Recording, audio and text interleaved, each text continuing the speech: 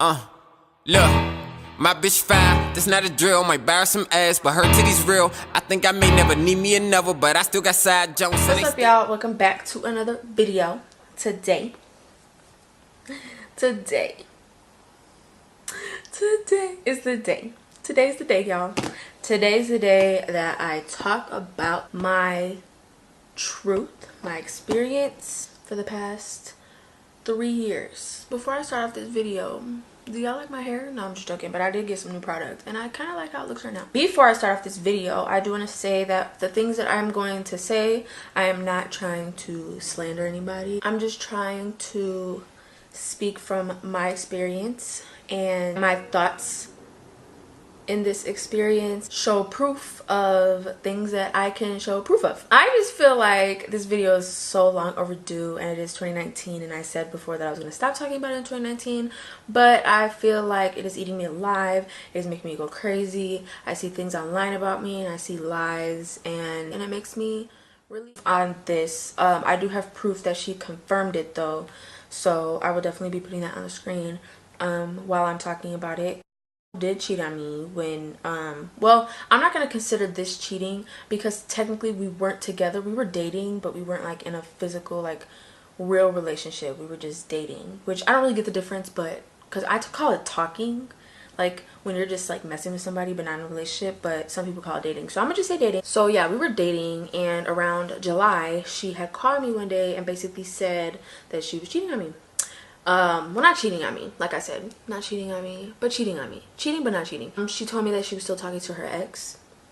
She said she was still having sex with her ex. She was still with her ex all the time. She told me about when she went to Disney World with her. She told me when she was going to Disney World that she was going with her family and she didn't want to be on the phone and stuff while she was out there. I just believed her and I just thought that she was going out there with her family. But then when she told me that she cheated on me, I forgave her and I kind of just moved past the situation. And yeah, but all that happened while we weren't dating. We weren't official yet because that was around like July of 2015. So then she asked me out on September 15th, 2015. I was really excited. I was happy. I was not expecting it at all. It was filmed. We were doing like a Q&A or something, and she asked me out. It was all good from there. Like, she took me to California for the first time in like years, which I appreciated so much. And then a month later, in October, on Sweetest Day, she went to Fort Wayne with her best friend.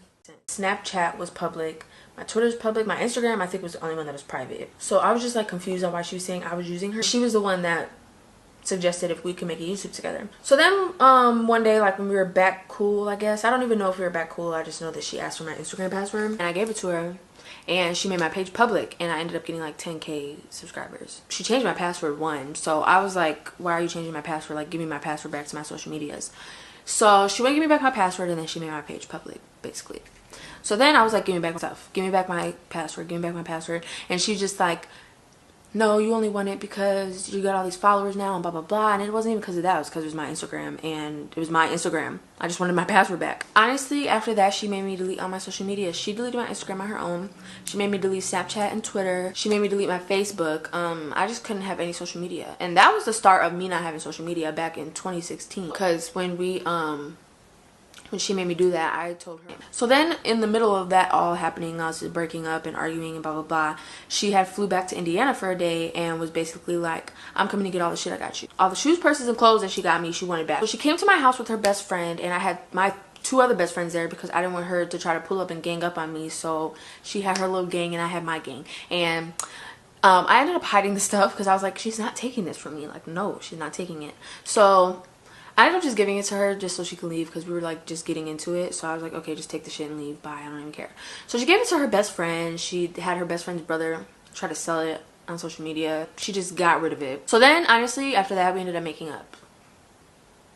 And we ended up getting back together, and we made a video that said like why we broke up or whatever the case was at that point, because we were on social media about it. So we kind of just wanted to make a video clearing everything. I paid for half of everything. I went to every single appointment. I was very active in the process. I just knew, like, I don't know, I just got like this different feeling like I'm actually gonna be a mother. So I just felt way different than before. Like, at first I wasn't thinking like, oh my gosh, I'm gonna be a mom. I was kind of just thinking like, I'm gonna be the girlfriend and blah blah blah blah blah. But then at that point I was like, okay, well, I actually want to be a mom now. So I just put all my time and effort into it. Like, I just really showed interest in it, and I showed that I wanted to be in his life. She did name his middle name after me, and she did get a white sperm donor so that he can also look like me. So then we found out she was pregnant. I'm gonna put a clip right here of my excitement because this was pure excitement. I don't think I knew she was recording. I don't know, but still, this was like a pure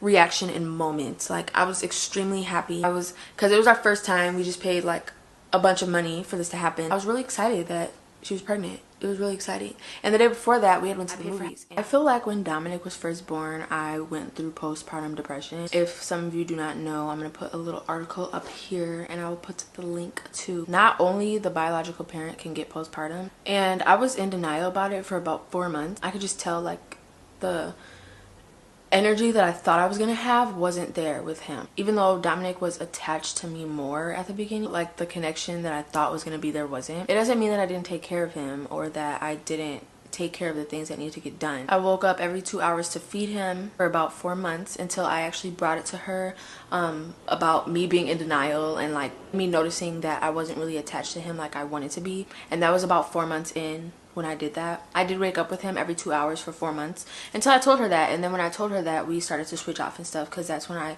started to realize like I'm gonna be more active and I'm gonna make sure I get everything done. I did still change his diapers. I did still feed him. It wasn't like all these feelings were still involved and we just broke up and I just moved on. Like, no, like I definitely was like checked out of the relationship way before we broke up.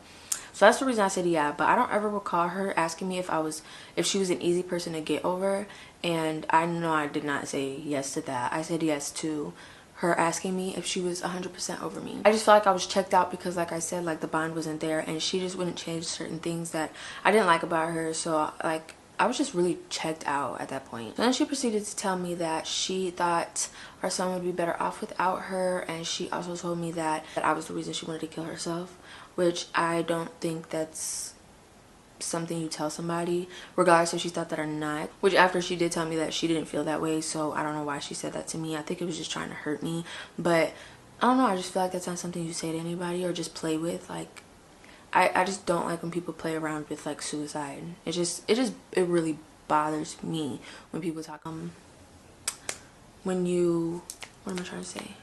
I know it's harder to adopt a kid when you are a same-sex couple and you're not married, because honestly just looked it up the other day, like more information on it, and it's either you have to be married or she'd have to give her rights up as a parent for me to adopt him. I did try at first. I tried to call a couple places, but a lot of places like didn't deal with stuff like that. So I was just having trouble and kind of stopped because I just didn't think it would come down to the situation where I'd have to have him adopted. The allegations about Jamila being around Dominic, that is not true. He has never been around her. She's never seen him. He's never seen her. They've never been 50 feet in between each other. Like, they've never been around each other. So she would just tell me like, God told me that she's been around him, so just tell me the truth. Like, she never like said any proof or anything that could prove that they were around each other. I told her I wouldn't do that, and I won't, because that's just like, it just